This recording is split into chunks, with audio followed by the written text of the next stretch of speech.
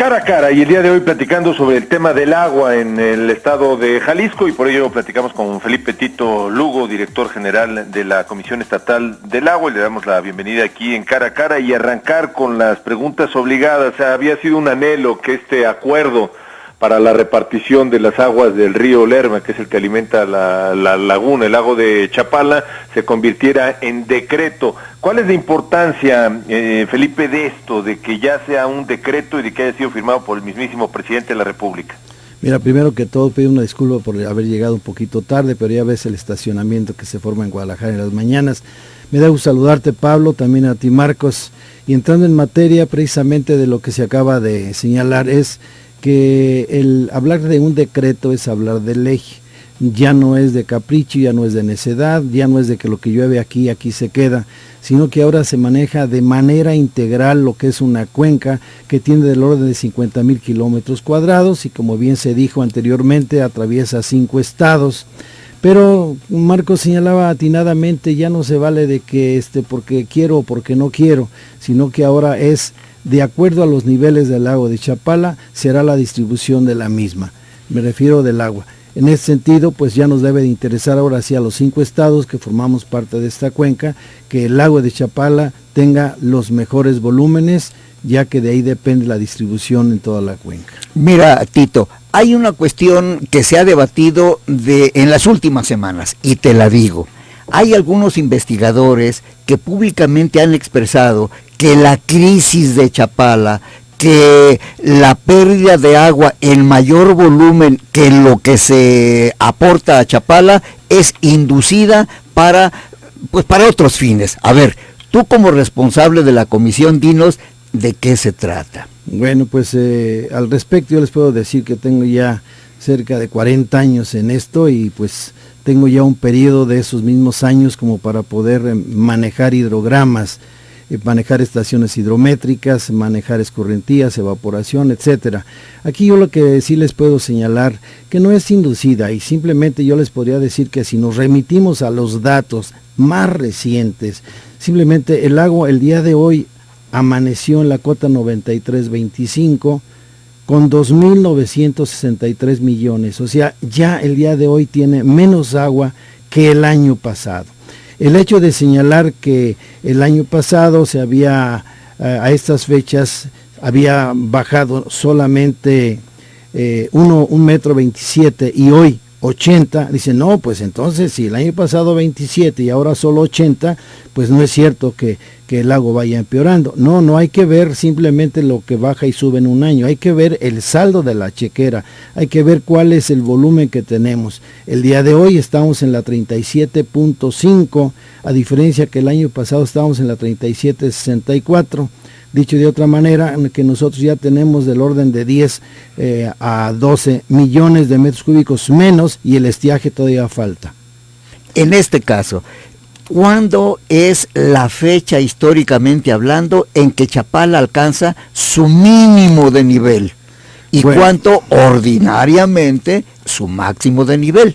Sí, miren, la mínima histórica fue precisamente en 1955, que alcanzó la cota 90-80 y que tenía tan solo 954 millones de metros cúbicos, y de las 115,000 hectáreas que se inundan en el embalse, solamente se cubrían 67,000.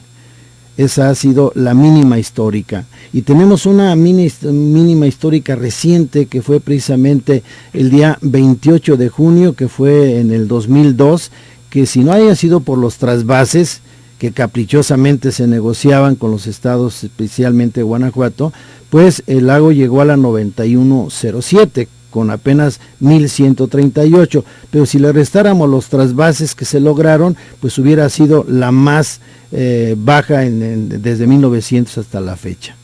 En este caso, ¿cómo se manejaba y cómo se maneja al día de hoy la repartición, la distribución de agua en la cuenca Lerma-Chapala? Mira, hay una fecha que es muy histórica, le llaman el 13 de abril de 1991, cuando se juntan los 5 estados y firman un acuerdo de buena voluntad para la distribución de las aguas, pero teniendo como objetivo principal la recuperación del lago de Chapala. Curiosamente, desde 1991 hasta el 2004 permaneció ese acuerdo, pero tuvo un defecto, que ese acuerdo había contemplado un ciclo nada más de la temporada de abundancia, y cuando se va a manejar un proyecto a largo plazo, se manejan que sea un ciclo completo. En este caso se estudiaron 52 años. En esos 52 años nos permitió tener un panorama más amplio para cuidar precisamente la época, como yo le llamo, la época de las vacas flacas con las gordas, y de ahí que quede claramente que sale el nuevo acuerdo del convenio que hasta el pasado 26 de marzo funcionó, porque ahora ya de ser un convenio, como bien lo había señalado tú, hoy se convierte en un decreto.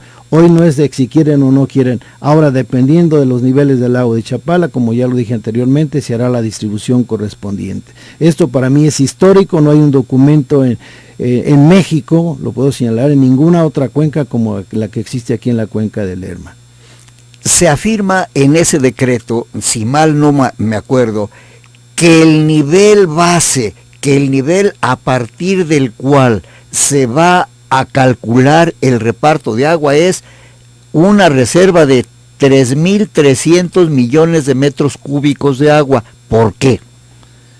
Bueno, voy a ser más claro. El lago de Chapala, de acuerdo a su calidad que tiene, no debe de bajar de 2.000 millones de metros cúbicos, porque ya después de este volumen, las condiciones de dilución y de presencia de diferentes elementos no son recomendables para el consumo humano. De aquí de que nosotros decimos en ese acuerdo, hoy ya decreto, dice no debe de bajar de 2.000, no más que desgraciadamente nosotros no podemos mandar a la naturaleza, y sí puede darse porque no, yo sí acepto el cambio climático, más tengo mis reservas y es por causa del ser humano, ¿no? Somos un planeta que tiene movimiento de rotación y de traslación, y que cualquier cascabeleo nos produce un gran problema a todos en este planeta, como ya alguien lo ha dicho malamente, llamado Tierra. Hoy es el planeta azul. En este sentido, lo que estamos nosotros manejando es de que podamos entender cuáles son las condiciones de la cuenca y del lago como tal.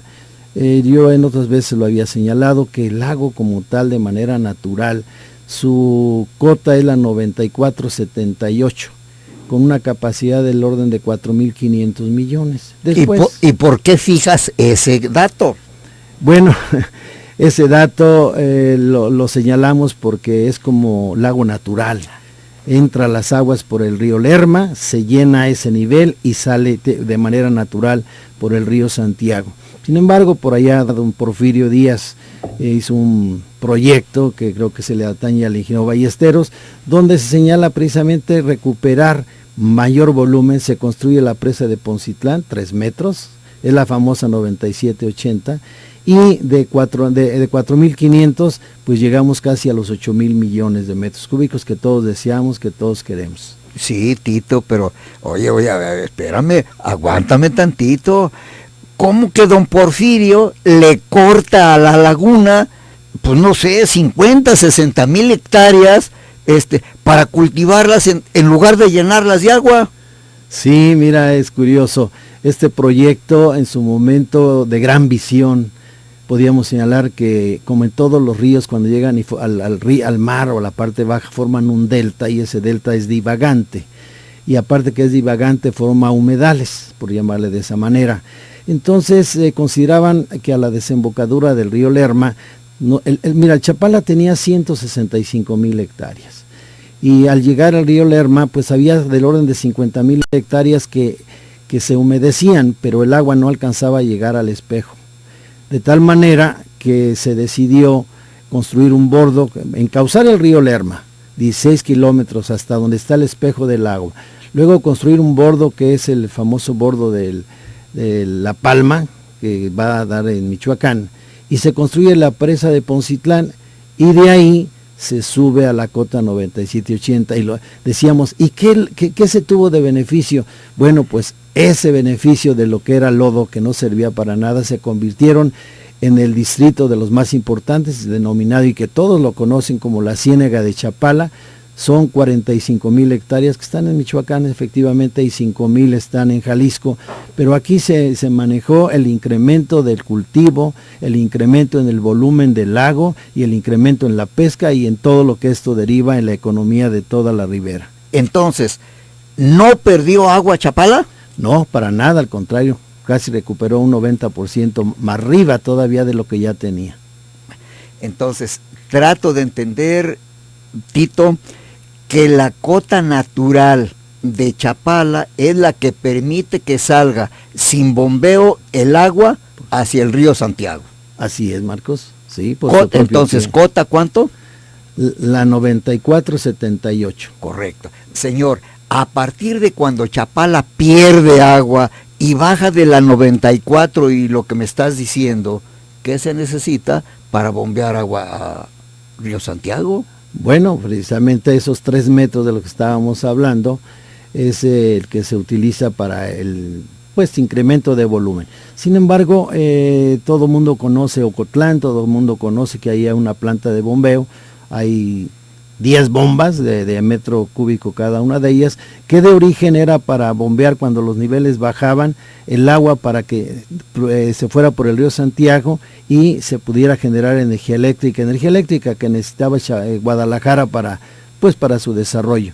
Y ahí hay 3 presas, una de ellas se llama la intermedia, que es la más conocida, pero posteriormente, a partir de 1956, se empieza a utilizar ese canal de Atequisa o ese sistema de bombeo para dotar de agua a Guadalajara, empezando desde 1 metro cúbico y terminando hasta 1991, cuando ya entró en operación el acueducto, que todo el mundo conocemos, obviamente de sacarle 9, se bajó a 7,5 y de 7,5 actualmente a 5.5. Ah, caramba. Fíjense, estábamos pensando que Guadalajara bebía, hace mucho sentíamos que eran 10 metros cúbicos de agua por segundo los que oficialmente se decía que le llegaban a Chapala, a Guadalajara por Chapala. Vamos a aclarar esta situación con Tito Lugo Arias, que está hoy en Cara a Cara. Pausa.